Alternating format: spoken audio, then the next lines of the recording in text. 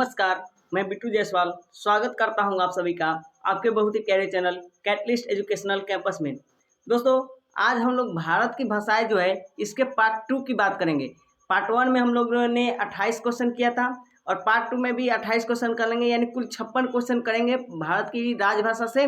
और इसके अलावा आपको कहीं से भी पढ़ने की ज़रूरत इस टॉपिक के लिए आपको कहीं से भी पढ़ने की ज़रूरत नहीं पड़ेगी, यानी पूरा का पूरा कवर आपको इसी पार्ट में, यानी पार्ट 1 और पार्ट 2 देख लीजिए। तो भारत की राजभाषा जितनी भी है वो पूरा के पूरा आपका क्लियर हो जाएगा। मतलब ऑब्जेक्टिव टाइप में करवा रहे हैं तो इस कारण से आपको थोड़ा बहुत एक क्वेश्चन इधर उधर हो सकता है, लेकिन उम्मीद है कि 99% आपका यहीं से कवर हो जाएगा। तो चलिए क्वेश्चन शुरू करते हैं बिना किसी वक्त गंवाए। तो 29वां नंबर क्वेश्चन है कि भारत के किस प्रांत में कोंकणी भाषा बोली जाती है। तो आप लोग ये तो आपको पता ही होगा क्योंकि बहुत फेमस है कोंकणी, और कोंकणी जो है वह महाराष्ट्र तथा गोवा में बोली जाती है। ठीक है, नेक्स्ट क्वेश्चन की बात करें तो नेक्स्ट क्वेश्चन है कि आंध्र प्रदेश की राजकीय भाषा क्या है। कहाँ के पूछा है क्वेश्चन, तो आंध्र प्रदेश की पूछा है। तो आंध्र प्रदेश के राजकीय भाषा क्या है, तो वहाँ पे है तेलुगु। तेलुगु नहीं, यहाँ पे हो जाएगा तेलुगु। ठीक है, नेक्स्ट क्वेश्चन की बात करें तो वह है केरल की राजकीय भाषा क्या है। तो केरल की राजकीय भाषा, सॉरी यहाँ पे तमिल नहीं होगा, यहाँ पे क्या होना चाहिए आप लोग कमेंट करके बताइएगा। यहाँ पे तो तमिल नहीं होना चाहिए। ठीक, केरल की राजकीय भाषा क्या है, तो वो जो है मलयालम है। यहाँ पे दे दिया हुआ है तमिल, गलत है। नेक्स्ट क्वेश्चन की बात करें तो नेक्स्ट क्वेश्चन है कि नागालैंड की राजकीय भाषा क्या है।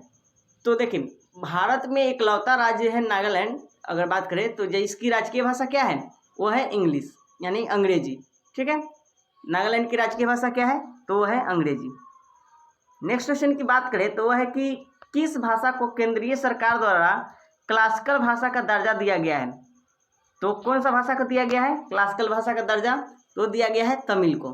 ठीक है, नेक्स्ट क्वेश्चन की बात करें तो हिंदी को, ये सबसे इम्पोर्टेंट क्वेश्चन है कि हिंदी को राजकीय भाषा यानी कार्यालय की भाषा, कल भी बताए थे आज भी बता रहे हैं, हिंदी जो है राष्ट्रीय भाषा नहीं है, वो है राजकीय भाषा। यानी राजकीय भाषा कहने का मतलब होता है कि जो कार्यालय यानी ऑफिस का जो लैंग्वेज है वो कौन सा है, और कौन सा है, तो वो हिंदी है। तो इसको कब घोषित किया गया था, तो 26 जनवरी 1965 को। कब घोषित किया गया था, 26 जनवरी 1965 को। नेक्स्ट क्वेश्चन की बात करें तो कौन सी भाषा संविधान की 8वीं अनुसूची में नहीं है। कल आपको क्वेश्चन बताए हुए थे कि 8वीं अनुसूची में कुल कितनी भाषाओं को अभी शामिल किया गया है। आप लोग कमेंट करके बताइए, कल के अगर वीडियो देखे हैं तो मूल संविधान में कितनी भाषा थी और बाद में उसमें कितनी ऐड की गई, जो कि वर्तमान में कितनी है। ये क्वेश्चन का आंसर आप कमेंट बॉक्स में दीजिए। और ये अभी क्वेश्चन है कि कौन सी भाषा संविधान की 8वीं अनुसूची में नहीं है, तो वो है अंग्रेजी, यानी इंग्लिश जो है वो भारत के संविधान की 8वीं अनुसूची में नहीं है। तब पर भी यहाँ जो है खास करके नॉर्थ में इंग्लिश को कुछ ज़्यादा ही बढ़ावा दिया जाता है। ठीक है, लेकिन ऐसा नहीं है कि सिर्फ इंग्लिश ही आना चाहिए, ऐसे भी हम लोग के संविधान में 8वीं अनुसूची में है ही नहीं। ठीक, और नेक्स्ट क्वेश्चन की बात करें तो कौन सी भाषा ऑस्ट्रिक समूह से संबंधित रहती है। ठीक है, तो वो है लद्दाखी। कहाँ की भाषा, लद्दाख की। उसके बाद है कि कौन सी भाषा, भारतीय भाषाओं में कौन सी भाषा जो है द्रविड़ भाषा की उत्पत्ति नहीं है। द्रविड़ भाषा की उत्पत्ति में लगभग जो साउथ वाले हैं वही सब लैंग्वेज आते हैं, और द्रविड़ भाषा में उत्पत्ति नहीं है, तो मराठी जो है वह द्रविड़ की हिस्सा नहीं है। ठीक है, आगे है कि किस देश में सबसे अधिक भाषाएं बोली जाती है। ये बहुत बढ़िया बात है। ये कहावत है ना, मतलब हम लोग के क्षेत्र में कहावत है कि एक शहर से पानी बदले और एक शहर से बानी।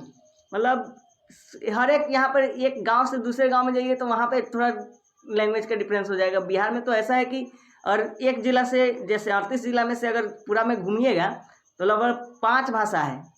कौन कौन, मगधी, उसके बाद आपका अंगिका, बजिका, भोजपुरी और अंगिका शायद। ठीक है, तो लगभग 4-5 भाषा है। तो यहाँ पे सबसे अधिक भाषाएं कहाँ बोली जाती है, तो भारत में। नेक्स्ट क्वेश्चन है कि अंग्रेजी भाषा को भारत में शिक्षा के माध्यम में कब आरंभ किया गया था। यानी कुल मिलाकर आपसे ये हिस्ट्री का भी प्रश्न बन जाएगा कि अंग्रेजी भाषा को भारत में कौन आरंभ किया था? तो जो है लॉर्ड मैकाले द्वारा जो है कि अंग्रेजी भाषा को शिक्षा के माध्यम में आरंभ किया गया था, जो कि अभी भी हम लोग इसी पैटर्न पर चल रहे हैं। तो किसने शुरू किया था भारत में अंग्रेजी को एक शिक्षा के माध्यम? तो किया था लॉर्ड मैकाले ने। अगला क्वेश्चन है कि केंद्रीय भारतीय भाषा संस्थान कहाँ स्थित है? तो ये स्थित है मैसूर में। कहाँ स्थित है? मैसूर में। मैसूर कहाँ है? तो कर्नाटक में। ठीक। अगर नेक्स्ट क्वेश्चन की बात करें तो भारत की प्राचीन भाषा क्या है? सब जानते हैं, इसका आंसर तो आपको आंख बंद कर भी इस पर आंसर लग जाना चाहिए कि भारत की प्राचीन भाषा क्या है? तो वह है संस्कृत। नेक्स्ट क्वेश्चन है कि कौन सी भाषा देव भाषा है? देव भाषा कहने का मतलब है वो कौन सा है? पाली है। एक देव भाषा इसलिए भी कहा जाता है क्योंकि जो गौतम बुद्ध थे उन्होंने अपना उपदेश किस भाषा में दिया था? तो पाली भाषा में ही दिए थे। ठीक है। नेक्स्ट क्वेश्चन की बात करें कि चोल शासकों की भाषा क्या थी? यानी चोल शासक जो थे उनकी भाषा क्या थी? तो थी तमिल। कौन सी भाषा थी? तमिल। ठीक है। नेक्स्ट क्वेश्चन की बात करें तो भारत में तीसरी सर्वाधिक बोली जाने वाली भाषा कौन सी है? सबसे अधिक भारत में कौन सी भाषा बोली जाती है ये भी बताया था मैंने। और भारत की तीसरी सबसे सर्वाधिक बोली जाने वाली भाषा कौन सी है? तो है तेलुगु। भारत में तेलुगु भाषा तीसरी सर्वाधिक बोली जाने वाली भाषा है। ठीक है। नेक्स्ट क्वेश्चन है कि किस देश में तमिल एक प्रमुख भाषा है? इंपॉर्टेंट क्वेश्चन, बहुत इंपॉर्टेंट क्वेश्चन है कि किस देश में तमिल जो है, साउथ का जो एक लैंग्वेज है तमिल, इसमें एक प्रमुख भाषा के रूप में जाना जाता है? तो है सिंगापुर में। कारण है कि बहुत सारे जो तमिल प्रदेश के मतलब जो तमिलनाडु या उस एरिया के क्षेत्र के लोग हैं वो काफ़ी मात्रा में वहाँ पे बसे हुए हैं। कहाँ पे? सिंगापुर में। तो वहाँ पे काफ़ी मात्रा में मतलब बहुत सारा लोग है, तो इस कारण से वहाँ पे तमिल जो है एक प्रमुख लैंग्वेज है। नेक्स्ट क्वेश्चन है कि अमीर खुसरो ने किसके विकास में अग्रणी भूमिका निभाई थी? किसकी भाषा में? तो खड़ी बोली। एक और क्वेश्चन कल बताए हुए थे कि हिंदी शब्द किसने दिया था? तो अभी कौन था? कमेंट करके बताइए आप लोग। त्रिपुरा की राजभाषा क्या है? त्रिपुरा की राजभाषा ऐसे यहाँ पे बांग्ला नहीं होना चाहिए। बांग्ला तो ऐसे बांग्लादेश और बंगाल का है, मतलब पश्चिम बंगाल का है। त्रिपुरा भी एक चीज़ याद रखिएगा, त्रिपुरा को त्रिपुरा क्यों बोला जाता है? मतलब एक तरह से अगर बांग्ला पूछेगा बांग्लादेश के जो त्रिपुरा है किस राज्य से त्रिपुरा जो है किस देश से 3 तरफ से बॉर्डर लगता है? और त्रिपुरा के देखिएगा तो 3 तरफ से बांग्लादेश से बॉर्डर लगता है। इस कारण से यहाँ पर इसको त्रिपुरा भी कहा जाता है। तो त्रिपुरा की राजभाषा क्या है? बांग्ला है। संघ शक्ति प्रदेश लक्षद्वीप की भाषा क्या है? लक्षद्वीप की भाषा बात करें तो ये दक्षिण साइड में ही पड़ता है और केरल साइड में। इस कारण से इसका भाषा क्या है? मलयालम। नेक्स्ट क्वेश्चन है कि गोवा की स्वीकृत राजभाषा क्या है? अभी पता है कि महाराष्ट्र और गोवा की लैंग्वेज कौन सी है? तो वो है कोंकणी। कौन सी भाषा है? कोंकणी। नेक्स्ट क्वेश्चन है कि भारत के कौन से राज्य ने उर्दू को अपने सरकारी भाषा के रूप में सम्मिलित किया है या स्वीकृति दी है? तो वह है जम्मू कश्मीर। अगर बात करें कि भारतीय भाषाओं में हिंदी के बाद विश्व की कौन सी भाषा अधिकतम बोली जाती है? तो वह है बांग्ला। ठीक है। जैसे और तीसरा नंबर पर अभी बता दिए हैं, हिंदी तो हो गया। अगर भारत में बात करें तो सबसे ज़्यादा बोली जाने वाली दूसरी बार कौन है और तीसरी पर कौन हो गई? बांग्ला। उसके बाद है कि भारत में हिंदी भाषा कितने प्रतिशत बोली जाती है? तो भारत में लगभग 40% जो है हिंदी भाषा बोली जाती है। यानी पूरा नॉर्थ कवर कर लीजिए। यानी भारत में कितनी भाषा बोली, मतलब कितना प्रतिशत लोग हिंदी बोलते हैं? तो 40% लगभग। किस भाषा को शास्त्रीय भाषा का दर्जा दिया गया है?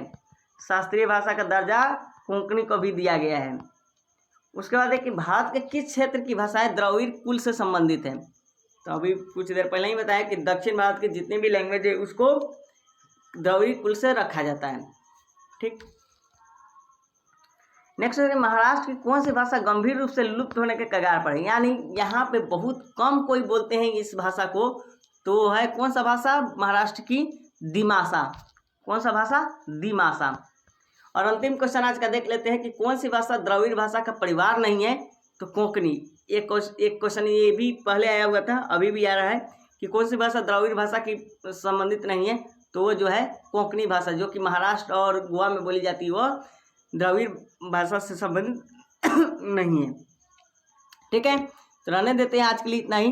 और वीडियो अच्छा लगे तो वीडियो को लाइक कीजिए, शेयर कीजिए, और चैनल पर नए हैं तो चैनल को सब्सक्राइब कर लीजिए, और बिहार पुलिस के लिए जमकर तैयारी कीजिए। ठीक है।